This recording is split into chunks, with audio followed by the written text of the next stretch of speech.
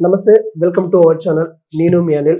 ప్రస్తుతం మనతోని డిజేఎస్సి వ్యవస్థాపకులు, D6 డిజిటల్ మీడియా డైరెక్టర్, అదేవిధంగా ఉస్మానియా క్యాంపస్ రిటైర్డ్ లా హెచ్ఓడి ప్రొఫెసర్ గాలి వినోద్ కుమార్ సార్ అయితే ఉన్నారు. సార్ నమస్తే. సార్ నమస్తే. సార్, సీఎం రేవంత్ రెడ్డి కులగణన అని చెప్పేసి సమగ్ర సర్వే, రాజకీయ సర్వే కూడా చేస్తా ఉన్నారు. అసలు ఈ సర్వే ఎంతవరకు తెలంగాణ ప్రజలకి యూజ్ అవుతుంది? అసలు ఏముంది ఆ సర్వేలో? 54 క్వశ్చన్స్ ఉన్నాయి. అసలు ఎలా చూడొచ్చు ఈ సర్వేని? అంటే దాంట్లో కొన్ని వ్యక్తిగత విషయాలు కూడా ఉన్నాయి. ఎప్పుడైనా సుప్రీంకోర్టు చెప్పింది స్పష్టంగా, వ్యక్తిగత విషయాలు ఎవరికి చెప్పాల్సిన అవసరం లేదు. అది కేంద్ర రాష్ట్ర ప్రభుత్వ సంస్థలు అడిగినా కూడా అవసరం లేదని చెప్పింది. దాంట్లో ప్రధానంగా వీళ్ళు ఈవెన్ ఫోన్ నంబర్లు కూడా అడగడానికి వీల్లేదు. తర్వాత రెండవది ఏంటంటే, వ్యక్తి కుటుంబంలో మీకు సంబంధించి ఏ రోగం ఉన్నది, ఏమున్నది, ఏ జబ్బు ఉన్నది, ఇవి కూడా అవసరం లేదు పెద్దగా. ఇంకొకటి ఏంటంటే, కులగణనే కాబట్టి ఈ ఆవులెన్ని, గేదెలెన్ని, ఈ పనికిరాని కొన్ని విషయాలు అలా పెట్టారు.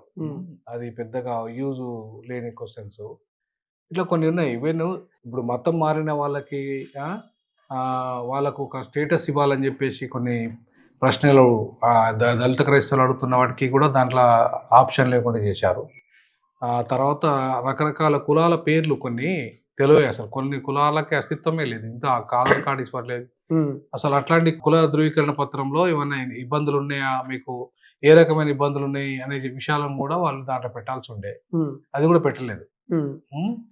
సో ఇట్లాంటి చాలా కొన్ని టెక్నికల్ అంశాలు ఉన్నాయి. తర్వాత కొన్ని అనవసరమైన విషయాలు ఉన్నాయి. ఈవెన్ ఆదాయ వనరులు ఎన్ని ఉన్నాయి అవన్నీ చెప్పేసి పెద్దగా అవసరం లేదని నేను అనుకుంటున్నాను నేనైతే. ఎందుకంటే ఇప్పుడు ఇది ఆదాయ గణన కనుక అయి ఉంటే, సమగ్ర కుటుంబ సర్వే అయి ఉంటే, నిజంగానే దీని మీద రిజర్వేషన్ల శాతాన్ని పెంచడము, బడ్జెట్ పెంచడము, తర్వాత అట్లాగే వాళ్ళకి రాజకీయ రిజర్వేషన్లు ఇవ్వడం బీసీలకి, తర్వాత వీటన్నిటిని తీసుకుపోయి మళ్ళా 9th షెడ్యూల్లో పెట్టడం, ఎట్లా తమిళనాడు పెట్టిందో. సో ఇవన్నీ చేయకుండా కేవలము డెడికేషన్ కులగా కమిషన్ చేసినంత మాత్రాన రేపు బీహార్లో ఎట్లయితే జరిగిందో ఇక్కడ తెలంగాణలో కూడా అదే జరిగే అవకాశం ఉంటుంది. ఇప్పుడు ముఖ్యంగా వాళ్ళు చెప్పింది ఏంటంటే, బీసీలకి రాజ్యాధికారం ఇవ్వడానికి, వీళ్ళకి రిజర్వేషన్ పెంచడానికి అనే అంశం మీదనే ఈ టాపిక్ వచ్చింది. ఫస్ట్ ఆఫ్ ఆల్ తీసుకొని వచ్చారు. అలాంటప్పుడు ఇవన్నీ తీసుకొని వచ్చేసి అసలు జనాల మీద కొంత ఆందోళన చెందుతా ఉన్నారు. ఎందుకంటే ఆధార్ కార్డు అడుగుతా ఉన్నారు, బ్యాంకు ఇవన్నీ డీటెయిల్స్ అడుగుతా ఉన్నారు. అసలు ఏమన్నా అవుతుందా అనే ఆందోళన. అందుకే ఇప్పుడు మనం ఇవ్వాల్సిన అవసరం లేదు. మనం ఏవైతే ఇవ్వాలనో గవే ఇవ్వాలి. ఏది ఇవ్వాలతో ఇవ్వకూడదు. చాయిస్ ఆఫ్ ది పీపుల్, అది ప్రజల ఇష్టం. వాళ్ళు ఇస్తారా ఇయ్యారు అనేది ప్రజల ఇష్టం అంటున్నాడు పొన్నం ప్రభాకర్ గారు. అదే చెప్తున్నారు కదా మంత్రులు కూడా, మీ ఇష్టం ఉన్నది ఇవ్వండి, లేకపోతే ఇవ్వకండి. మొత్తానికైతే మీ కులం అనేది చెప్పండి, మీ ఉపకులం మీద చెప్పండి అని చెప్పేసి అంటున్నారు కదా. దాన్ని ఇచ్చుకుంటే సరిపోతుంది యాక్చువల్లీ కులగణనలో. కాబట్టి మిగతా అంశాలు ఇవ్వడం ఇవ్వకపోవడం అనేది వాళ్ళ వాళ్ళ ఛాయిస్ని బట్టి ఉంటుంది. నా దృష్టిలో అయితే వ్యక్తిగత సమాచారం ఇవ్వాల్సిన అవసరం లేదు, ఆధార్ కార్డులు ఇవ్వాల్సిన అవసరం లేదు, ఫోన్ నెంబర్లు ఇవ్వాల్సిన అవసరం లేదు. అలాగే వ్యక్తిగత లైఫ్కి సంబంధించిన ఏ క్వశ్చన్ కూడా వాళ్ళకి సమానం చెప్పాల్సిన అవసరం లేదు. ఇది అయితే ఇంకోటి ఏంటంటే, ఇప్పుడు మీరు చెప్పినట్టుగా బీసీలకు రాజ్యాధికారము అనే అంశం ఏదైతుందో అది తప్పు, ఇది ఫార్స్. ఎందుకంటే ఇంతవరకు బీసీలకు ఎలాంటి అవకాశాలు ఇవ్వలేదు ఇది కాంగ్రెస్ పార్టీ. ఎంపీ స్థానాలు పెంచలేదు, ఎమ్మెల్యే స్థానాలు ఇవ్వలేదు, కార్పొరేషన్లు వాళ్ళ జనాభాకు తగ్గట్టుగా ఇవ్వలేదు. వాళ్ళకి మరి కులగణన తర్వాత ఇస్తా ఏ రకంగా ఇస్తుంది అన్ని నిండిపోయినాక? 42% వాటా, 42% వాటా అంటున్నారే, వాళ్ళు 52% ఉన్నదని సమగ్ర కుటుంబ సర్వే చెప్పింది కదా. నువ్వు 42% వాటాకి ఎందుకు కుదిస్తున్నావు లోకల్ బాడీలా? అసలు లెక్కలే తెలియనప్పుడు నువ్వు 42కి ఎందుకు పరిమితమైనావు అంటే, ఇవన్నీ కూడా ఏంటంటే ప్రశ్నార్థకాలు. వీటిలో నిజాయితీ లేదన్నట్టు వీళ్ళకు. అంటే మేము 42కే పరిమితం అవుతాం అనేది వాళ్ళకు ఉన్నది. నేనేమంటానంటే, మీరు 42కి వాళ్ళకు పరిమితం. మరి ఎస్సీల జనాభా పెరిగింది, ఎస్టీల జనాభా పెరిగింది, మైనార్టీల జనాభా పెరిగింది. మరి వాళ్ళకు కూడా పెంచాలి కదా, వాళ్ళ జనాభా ప్రకారంగా రిజర్వేషన్లు పెంచాలి కదా, బడ్జెట్ పెంచాలి కదా. అంటే అందరికీ పెంచుతాం అని చెప్తా ఉన్నారు. ఎస్సీ ఎస్టీలకి వాళ్ళకు కూడా మీరెంతనో మీకు అంత రిజర్వేషన్. అదే ఇప్పుడు వాళ్ళ డిక్లరేషన్స్ చేశారు, కానీ ఎక్కడ కూడా వాళ్ళకి నిజాయితీ లేదు. నిజాయితీ ఉంటే ఇంతవరకు వాళ్ళు కమిషన్ల పేరుతో కాలయాపన చేసేవాళ్ళు కాదు. ఎందుకంటే 2011 జనాభా లెక్కలు చేసినా ఇప్పుడు చేసినా పెద్దగా తేడా ఏముండదు. 2011 జనాభా లెక్కలు ఆల్రెడీ ఉన్నాయి. సో ఉన్నప్పుడు ఆ జనాభా లెక్క ప్రకారంగా నువ్వు ఇచ్చేయాల్సి ఉంటావు. ఎస్సీ ఎస్టీలకు అయితే ముఖ్యంగా ఉంది కదా. మరి వర్గీకరణ ఆర్డినెన్స్ ను నువ్వు తేకుండా తెస్తానని చెప్పి అసెంబ్లీలో మాట్లాడిన వాళ్ళవి నువ్వెందుకు మళ్ళీ దాని మీద కమిషన్ వేసినావు? అదొక కాలయాపన కదా. అవును. సో అంటే అర్థం ఏంది అంటే నువ్వు చేసిన ప్రామిసులే నువ్వు అమలు చేయట్లేవు. ఇవాళ మాదిగలకి గ్రూప్ 1లో వచ్చే అవకాశం వచ్చేది ఉండే, గ్రూప్ 2లో వచ్చి ఉండే, DLCలో వచ్చేది ఉండే. మరి వాళ్ళ ఆ మాదిగ ఉపకులాలకు ఇలా అన్యాయం జరిగింది కదా, చాలా అన్యాయం జరిగింది కదా. కాబట్టి అంటే ఆయన చెప్పేది ఒకటి, చేసేది ఒకటి. కాబట్టి రేవంత్ రెడ్డి మాటలు ప్రజాపాలన పేరుతో దగా పాలన జరుగుతుంది. కాబట్టి ఇవాళ ఈ దగాను ప్రజలు గమనిస్తున్నారు. ఏది ప్రజలేం గుడ్డోళ్ళు కాదు, ఎడ్డోళ్ళు కాదు. ఖచ్చితంగా వాళ్ళకు లేపు లోకల్ బాడీ ఎన్నికల్లో సరి అయిన బుద్ధి చెప్తారు.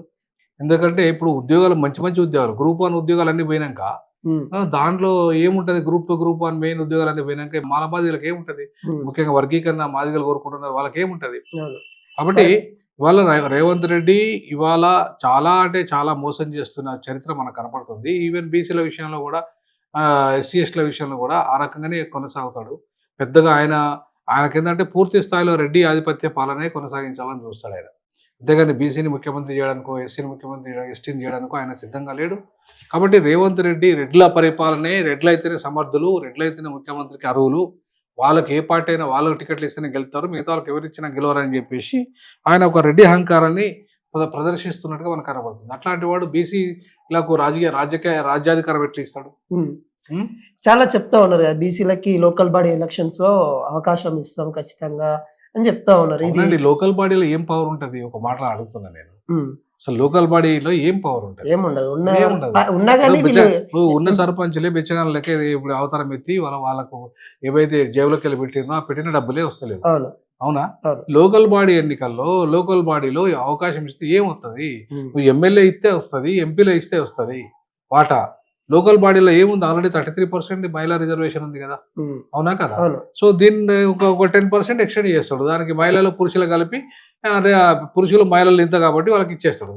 అంతే తప్ప పెద్దగా ఒరిగేది ఏముంటుంది అంటున్నాను. కాబట్టి ఇదంతా ఉట్టి డ్రామా, పొలిటికల్ డ్రామా తప్ప ఇందులో నిజాయితీ లేదు. కొంతమంది ఏమంటున్నారంటే తను ఇచ్చిన 6 గ్యారెంటీలను డైవర్షన్ చేసుకోవడానికి మాత్రమే ఇది ఒక కులగణన అని పెట్టేసి హడావుడి చేస్తా ఉన్నాడు అని కొంతమంది అని అంటారు. వాస్తవం అంటారా? ఏమంటారు? అది కూడా కొంత వాస్తవమే. ఇప్పుడు కులగణన అనే దాన్ని పన్నెండు ఆ డిమాండ్ ఉంది. ఇప్పుడు వాళ్ళ కాంగ్రెస్ పార్టీ మోసం చేసింది బీసీలను, ప్రధానంగా బీసీలకు అన్యాయం చేసింది పార్టీ ఆ పార్టీ. గత దాదాపు 50 ఏళ్ళు ఈ దేశాన్ని పరిపాలించింది కూడా ఆ పార్టీ. కాబట్టి ఆ పార్టీ ఆ రోజు లేని చిత్తశుద్ధి ఈ రోజు రాహుల్ గాంధీకి ఎట్లా వచ్చింది అనేది కీలకం. సరే ఓకే, రాహుల్ గాంధీకి వచ్చింది అనుకుందాం, కులగణన కావాలనుకుందాం. మరి రాహుల్ గాంధీ 50% సీలింగ్ ఎత్తేస్తా అన్న రాహుల్ గాంధీ ఫస్ట్ జుడిషియర్లో ఎవరైతే ఉన్నారో ఆ జుడిషియర్లో ఫస్ట్ ఏం చేయాలి? జుడిషియర్లో న్యాయ వ్యవస్థలో రిజర్వేషన్లను అమలు చేయడానికి కాంగ్రెస్ పోరాటం చేయాలి. మరి ఎందుకు మాట్లాడట్లేదు కాంగ్రెస్ పార్టీ? ఇప్పుడు జుడిషియరీ అన్యాయం చేస్తుంది. బ్రాహ్మణులు, అగ్రవర్ణాలంతా జుడిషియర్లో చేరిపోయి ఇవాళ బీసీలకు సంబంధించిన చట్టాలను కొట్టేస్తున్నారు, ఈడబ్ల్యూఎస్కు అనుకూలంగా తీర్పిస్తున్నారు, పేదలకు అనుకూలమైన విధానాలను కొట్టేస్తున్నారు. ఇవాళ మొత్తం అగ్రవర్ణాలకు సంబంధించి, పెట్టుబడిదారులకు సంబంధించి ఇవాళ న్యాయ వ్యవస్థ ఆ అగ్రవర్ణాల చేతుల్లో, పెట్టుబడిదారు చేతుల్లో ఉన్నది. కాబట్టి ఇవాళ ఆ వ్యవస్థ, ఇవాళ న్యాయ వ్యవస్థను ప్రక్షాళన చేయకుండా ఈ దేశంలో రాజ్యాంగం సూత్రాలు అమలైతాయి అని చెప్పి నేను అనుకోను. మరి చిత్తశుద్ధి కనుక రావులుకుంటే ఫస్ట్ ఈ రాజ్యాంగం పడతాడు కదా, ఇట్లా చూపెడతాడు కదా, ఇది చూపెడతాడు కానీ ఉట్టిగానే చూపెడతాడు. దీంట్లో లోపల ఏముందో అనేది తెలియదు. చక్కగా తెలిస్తే ఆయన వాళ్ళ పార్టీ ఇవాళ న్యాయ వ్యవస్థ నుండి మొదట స్టార్ట్ చేయాలి. ఆయన న్యాయ వ్యవస్థ నుండి ప్రక్షాళన స్టార్ట్ చేయాలి. ఎందుకంటే ఏదైనా వాళ్ళ చివరికి న్యాయ వ్యవస్థకే పోతుంది కదా. కాబట్టి న్యాయ వ్యవస్థ నుండి ప్రక్షాళన స్టార్ట్ చేసే ఉద్యమాన్ని స్టార్ట్ చేయాలి. సో మొత్తం అగ్రవర్ణాల ఆధిపత్యానికి కేంద్రమైన న్యాయ వ్యవస్థని ప్రక్షాళన చేయాలంటే దాంట్లో రిజర్వేషన్ పెట్టాలి. అదొకటి. ఎంపీలో రిజర్వేషన్ పెట్టాలి, అన్ని వర్గాలు. ఎమ్మెల్యేలో రిజర్వేషన్ పెట్టాలి, డిఫెన్స్ లో రిజర్వేషన్లు పెట్టాలి. ఎక్కడైతే రిజర్వేషన్లు ఈ కింది వర్గాలకు లేవో అక్కడ పెట్టాలి. పెట్టే కార్పొరేట్ రంగంలో పెట్టాలి, ప్రైవేట్ రంగంలో పెట్టాలి. మరి ఇవన్నీ పెట్టే దమ్ము రాహుల్ గాంధీకి ఉన్నదా?